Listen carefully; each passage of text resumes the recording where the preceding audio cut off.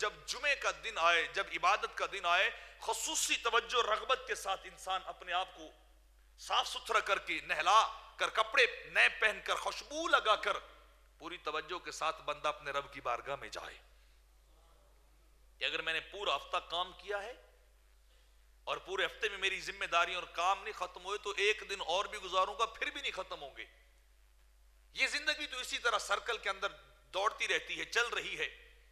چلتی جا رہی ہے اور کام ختم نہیں ہوتی۔ ہر دن نئی ذمہ داریاں، نئے جھنجھٹ انسان کے سامنے کھڑے ہوتے ہیں، اور یہ سارا کچھ کبھی بھی ختم نہیں ہوتا۔ اس دن ختم ہوتا ہے جب بندہ خود ختم ہو جاتا ہے۔ تو جب معاملات زندگی،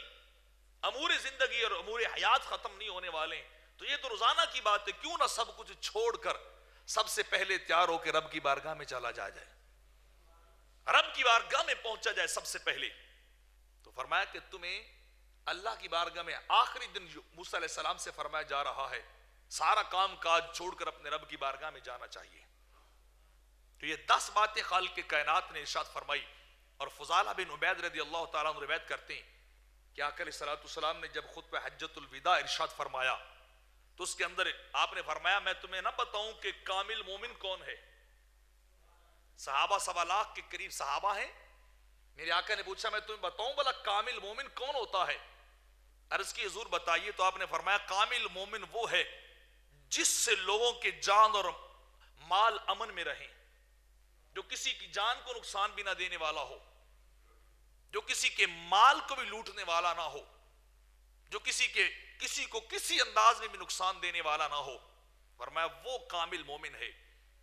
اور دوسری بات میرے آقا علیہ السلام نے فرمائی میں تمہیں بتاؤں بھلا کامل مسلمان کون ہوتا ہے؟ صحابہ نے عرض کی حضور بتلائیے، تو آپ نے ارشاد فرمایا کہ کامل مسلمان وہ ہے جس کی زبان اور ہاتھ سے دوسرا مسلمان محفوظ رہ جائے، وہ اپنی زبان سے کسی کی عزت پہ حملہ کرنے والا نہ ہو، ایسے کلمات اور ایسی باتیں نہ کرنے والا ہو جو دوسرے کے دل کو دکھانے والی ہوں، وہ اپنی زبان سے اچھی باتیں کرنے والا ہو، اس کے ہاتھ سے کسی کو کوئی غضب